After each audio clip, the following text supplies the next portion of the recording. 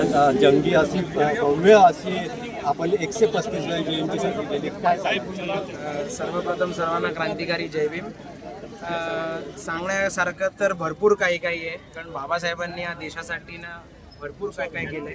पण मागच्या अनेक वर्षापासून सत्ताधारी जे लोक आहेत त्यांनी बाबासाहेबांना फक्त एका वर्गासाठी अर्पण करून ठेवले. पण आता शिक्षित वर्ग झालाय, अनेक जातीतले असतील, धर्मातले अनेक वेगवेगळे लोक असतील, त्यांना सुद्धा बाबासाहेब पटायला लागलेत. कारण त्यांना माहिती आहे की हे जे सत्ताधारी लोक आहेत ते इकडे फक्त जाती आणि धर्मावरती राजकारण करत बसलेत. आता जे येणारी युवा पिढी आहे, ती येणारी युवा पिढी ही आजकाल वाचते आणि ऐकते, तर त्यांना जास्त माहिती आहे की बाबासाहेबांनी आपल्याकडे किती काय करून ठेवलंय. आणि माझं बिहारमध्ये या कार्यक्रमाला पहिल्यांदाच भेट आहे. अनेक वर्षापासून आमचे लवेशजी इकडे पालघरचे जिल्हाध्यक्ष आहेत, खूप उत्कृष्ट काम करतात. मागच्या इलेक्शनमध्ये ते उभे सुद्धा होते, तेव्हा सुद्धा मी एका प्रचाराला आलेलो. त्यांच्या खूप चांगला प्रतिसाद इकडे आपल्या समाजाचा. फक्त आता एक गोष्ट आम्हाला करायची राहिली आणि ती रिपब्लिकन सेना करायला चालू करते, ती म्हणजे सगळ्या बौद्ध समाजांना नव्हे तर जेवढे लोक बाबासाहेबांना मानतात त्या सर्वांना एकत्र घेऊन एका प्लॅटफॉर्मवरती आणायचं. कारण आपण बघितलं असेल अनेक वर्षापासून 160 बाबासाहेबांच्या नावाने अनेक लोकांनी पक्ष उघडले, पण कोण असं दलितांसाठी आणि खास करून बाबासाहेबांना मानणाऱ्या वर्ग आहे त्या वर्गाला कुठेही सत्तेत नेण्याचं काम करत नाही. पण मागच्या 1-1.5 वर्षापासून आम्ही युती केली आहे. युतीतनं जास्त काही आउटपुट आलं नाही, पण जे एक आउटपुट आलं ते म्हणजे आमचं कल्याणमध्ये MMR रिजनमध्ये आलं. त्यातून आपला एक नगरसेवक निवडून सुद्धा गेला. आणि अनेक समाजांची अशी कामं आहेत त्या भागातली जी आपल्या समाजाने कधी तिकडे 24 तास पाणी बघितलं नाही, इलेक्ट्रिसिटी बघितलं नाही, ती आता आपला समाज बघायला लागलाय.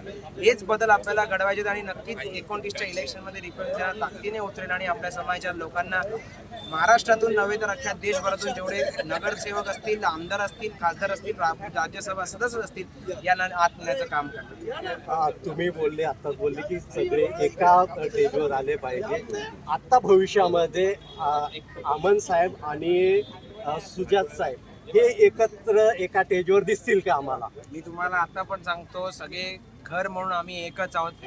पक्ष वेगळा असेल, पक्षाची धोरणं वेगळं असेल, पक्षांचे कार्यकर्ते वेगवेगळे असतील, पण घर म्हणून आम्ही एकच आहोत. कधीही आंबेडकर कुटुंब असेल, आंबेडकर समाज असेल, हा समाज जेव्हा कधीही संकटात आलाय तेव्हा फक्त आणि फक्त आंबेडकर कुटुंबातले आनंदराज साहेब असतील, बाळासाहेब असतील, भीमराव साहेब असतील, तिघेही एकत्र आलेत. आपण अनेक मुद्दे बघितले, जेव्हा आंबेडकर भवन पाडलं असेल तेव्हाचं असेल, भीमा कोरेगावचं प्रकरण असेल, तेव्हा सगळेही एकत्र आलेत. म्हणून मी तुम्हाला सांगतो की अनेक पुढच्या काही वर्षांमध्ये असू शकतं तिघेही एका स्टेजवरती असतील किंवा कुठली एकच पार्टी असेल ज्याच्यावर सगळे चालत असतील आणि खूप मोठ्या संघर्षाने आणि सगळ्या बौद्ध समाजाचा जे बाबासाहेबांना मानणारा वर्ग आहे तो एकत्र सत्तेत जाईल.